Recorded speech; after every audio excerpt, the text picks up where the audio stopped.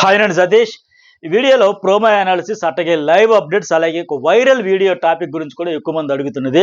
దీని మీద మీరేం స్పందిస్తారని కూడా ఇన్‌స్టాలో కూడా పెట్టి అడుగుతా ఉన్నారు.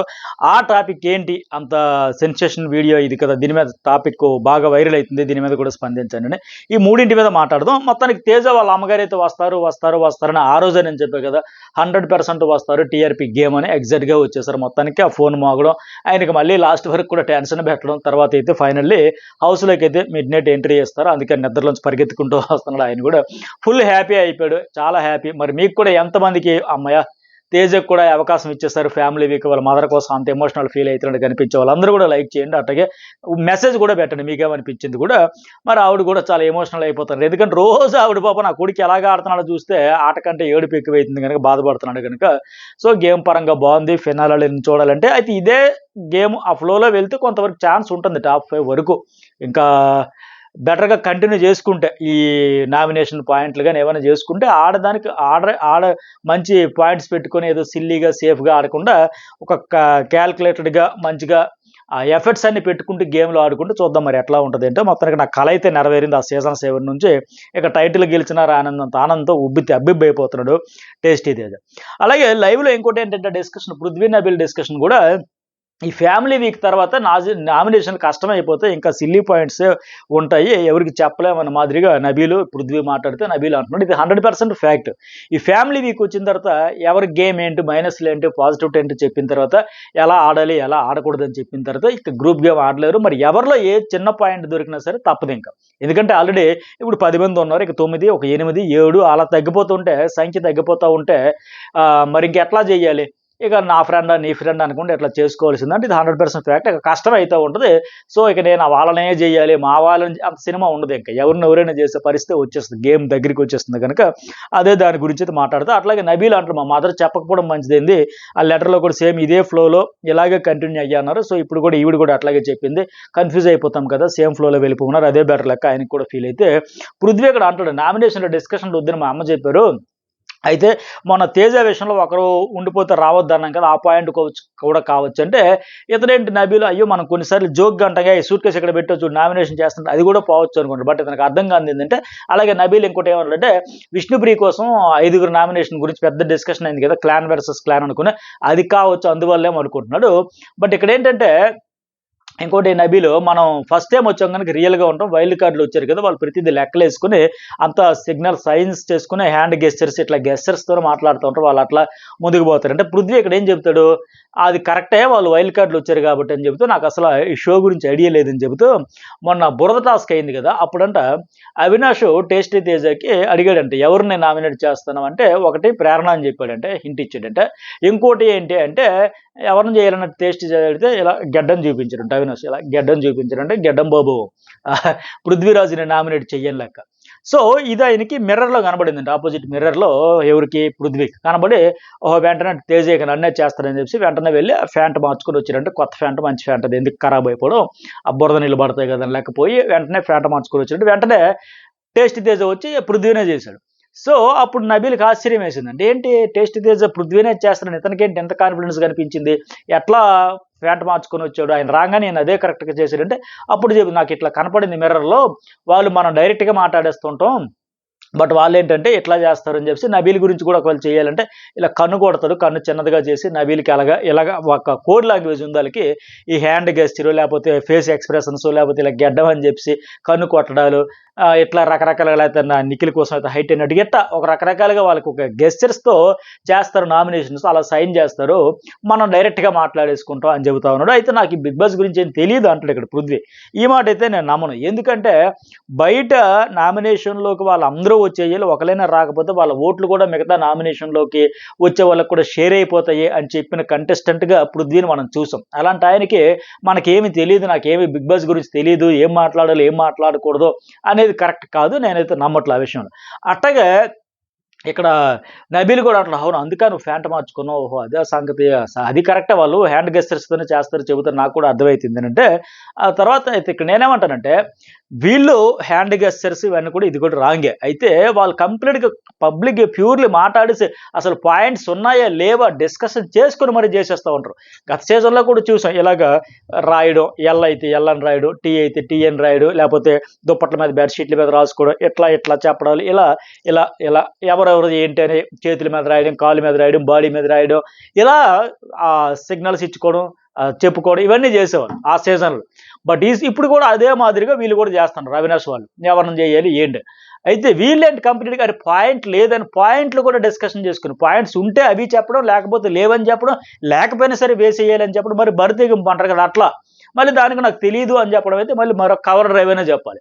సో కంప్లీట్గా అరే ఆ పాయింట్ అంటే అది ఎంత సిల్లీ పాయింటో దాన్ని యాక్సెప్ట్ చేయాలంటే అవును చేయరు, చేయకపోతే ఏమో అది పాయింట్ నా ఇష్టం, నాకు నచ్చింది నేను చెబుతా, ఏదో ఒకరికి తెచ్చియాలి, అందరినీ వచ్చేయాలి, ప్యూర్లీ 100% గ్రూప్గా మారుతూ ఎవరూ రాకుండా మిస్ అవ్వకూడదు వాళ్ళలోంచి, మనలో ఎవరు కూడా నామినేషన్లో ఉండకూడదు. ఇంత స్ట్రాటజీగా పగడబందీగా ఎవరిని చేయాలి, ఎవరిని చేయాలి, ఏ ఇద్దరిని ఎవరు చేయాలి, ఇప్పుడు నిఖిల్ ఏ ఇద్దరిని చేయాలి, యష్మి ఏ ఇద్దరిని చేయాలి, పృథ్వీ ఏ ఇద్దరిని చేయాలి, ఇంత 100% టార్గెట్స్ ఫిక్స్ చేసుకుని మళ్ళీ దానికి నువ్వు ఈ పాయింట్లు చెప్పు. వీకెండ్లో హోస్ట్ వచ్చేటప్పుడు కూడా మర్చిపోయా సార్, నేను అలాగనుకోలేదు సార్, ఇలాగనుకున్నాను సార్, ఇట్లా చెప్పేసి మొత్తం వీళ్ళే కథ, స్క్రీన్ పై దర్శకత్వం, స్క్రిప్ట్, మాటలు, పాటలు, డైలాగులు, యాక్షన్ సీన్స్ అవి వెంటనే ఏడి చేస్తుంది.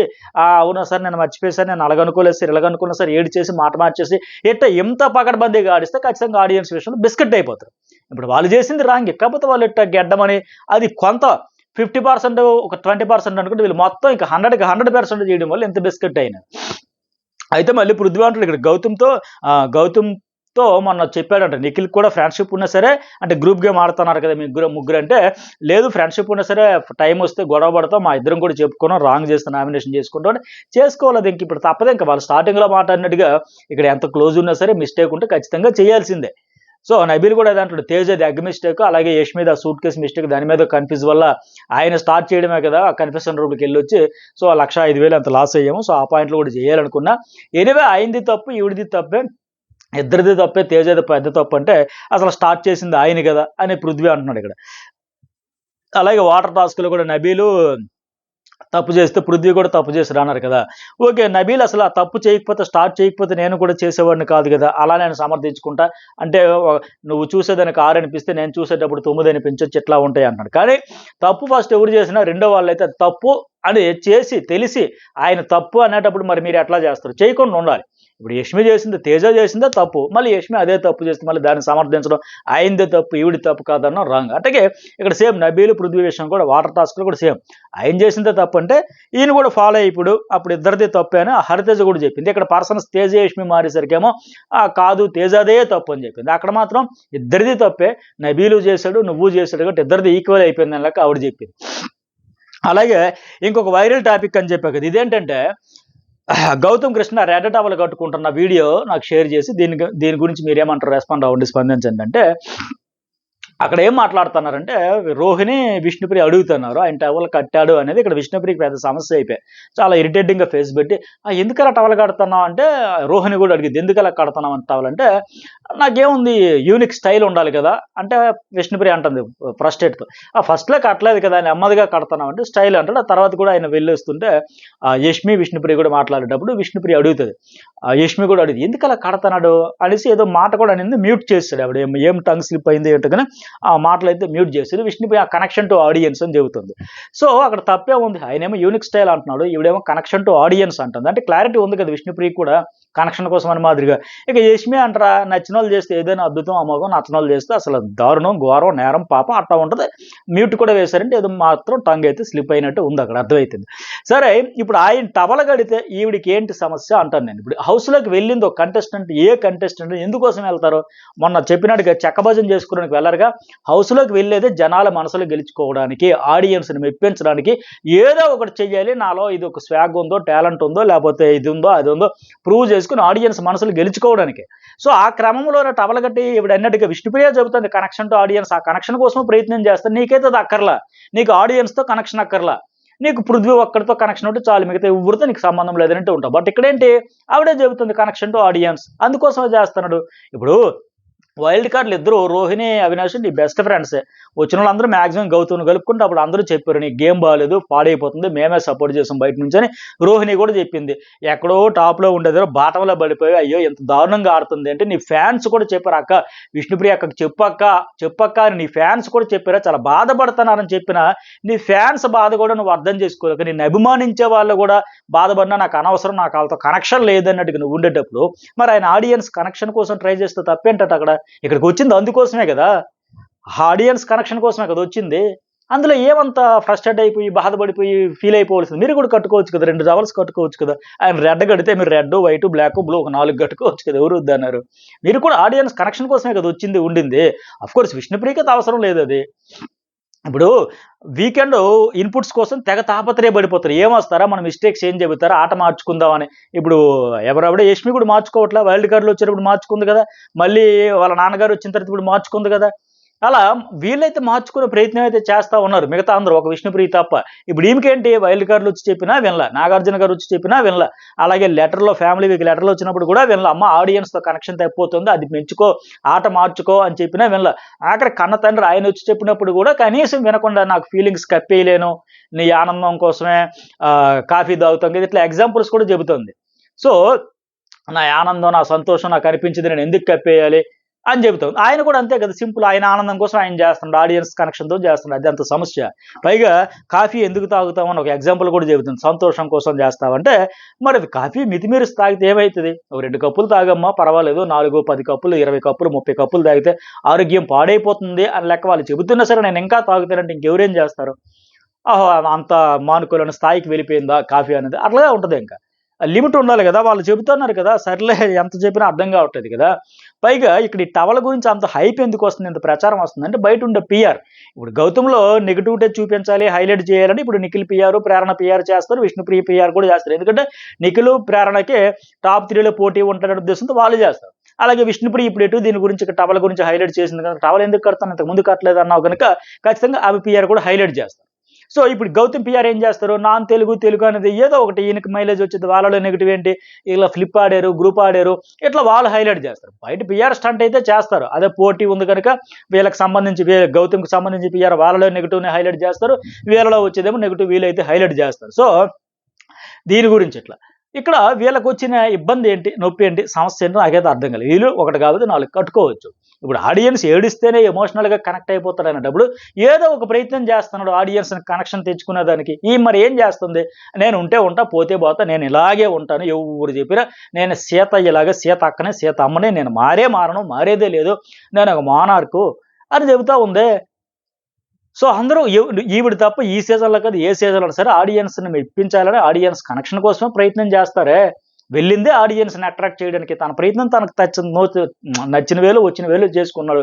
పవన్ కళ్యాణ్ ఫ్యాన్స్‌గా చెప్తే అందరూ ఎదిగారు ఇండస్ట్రీలో. నాకు పవన్ అంటే దేవుడు, నాకు పవన్ అంటే ఇష్టం అని చెప్పి. అలాగే చిరంజీవి ఫ్యాన్ నేను. చిరంజీవి ఇలా కోస్తే బ్లడ్ వచ్చేది చిరంజీవి అట్లా చాలామంది చెప్పారు. ఆ పేర్లు చెప్పి ఎదిగినోళ్ళు చాలామంది ఉన్నారు. వాళ్ళు నిజం చెప్పారా? అబద్ధం చెప్పారా? కావాలని చెప్పారా? ఎవరు ఇప్పుడు వాళ్ళకందరికెళ్ళి టెస్టులు చేస్తారేంటి? మనసులోకి దూరిపోయి అన్ని రకాల పరీక్షలు చేస్తారేంటి? వాళ్ళకో ఎమోషన్ ఉంటది. ఒక అభిమానం ఉంటది. దానివల్ల కావచ్చు. సో, ఆయన పేరు చెబితే ఏదో చెట్టు పేరు చెప్పి కాయలమ్ము అట్లా కూడా కావచ్చు. ఏదైనా కావచ్చు. మొత్తానికి అట్రాక్ట్ చేద్దామనేదే ఇంటెన్షన్ అయితే ఉంటుంది. ఇప్పుడు కూడా చూడండి ఏ సినిమా ఫంక్షన్ అయినా సరే అటు అటు తిప్పి ఇటు తిప్పి ఫైనల్‌గా చాలామంది మాక్సిమం ఆల్రెడీ సక్సెస్ అయిన సూపర్ డూపర్ హిట్స్ ఇచ్చిన హీరోల పేర్లు చెప్పుకొని చేస్తా ఉంటారు. అదని ఒక మనసులు గెలుచుకోవడానికే చేస్తారు ఆ ప్రయత్నాలు. ఈ షో కూడా మెయిన్ అదే గదా! ఈ రియాలిటీ షోలో కూడా అదే కదా కాన్సెప్ట్. మనసులు గెలవడానికే. ఆయన తలపాగా వేస్తాడు. ఇంకేదో నడుముకే కడతాడు. ఆ! దానికోసం మీరు మొదట్లో కట్టలేదు అదే ఒకవేళ పృథ్వీ కడితే అదే తలపాగా పృథ్వీ నా సామిరంగా ఇరగ్గొట్టేసి అద్భుతం, అమోఘం. వెంటనే మళ్ళీ మరొక ముద్దు పెట్టియడం. మళ్ళా వీడియో వైరల్ అవ్వడం. ఇదే. అంటే ఆయన చేస్తే అద్భుతం, అమోఘం, గ్రేట్ తిరగలేదు. ఈయన చేస్తే రాంగా. పైగా ఇప్పుడు ఫీలింగ్స్ రావని ఎందుకు కప్పెట్టేయాలంటే మరి మిగతా వాళ్ళకి రావట్లేదా? వాళ్ళకి కప్పెట్టేయట్లేదా? ఆడియన్స్ దృష్టిలో బ్యాడ్ అయిపోతావు. ఆడియన్సే సపోర్ట్ చేయాలి. ఆడియన్స్ ఓట్లు వేయాలి. వాళ్ళ నాన్నగారు కూడా చెప్పారు. "అమ్మా అది బ్యాడ్ అవుతుంది. నువ్వు ఒకవైపే ఉన్నట్టు నీ అభిమానులు కూడా బాధపడుతున్నారు" అని చెప్పినా సరే ఈవిడ తీసుకోదు, మార్చుకోదు. సో, ఎందుకంటే ఆవిడకి అక్కర్ల ఆడియన్స్‌తో కనెక్షన్ అవసరమే లేదు నాకు.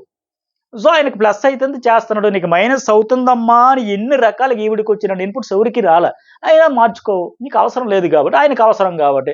మిగతా హౌస్ మేట్స్ అందరికి అదే అవసరం. బిగ్ బాస్ హౌస్లోకి ఏ కంటెస్టెంట్ వచ్చినా, ఏ జిమ్మిక్కులు మ్యాజిక్లు ఏం చేసినా సరే ఆడియన్స్కు నచ్చడానికే చేస్తారు.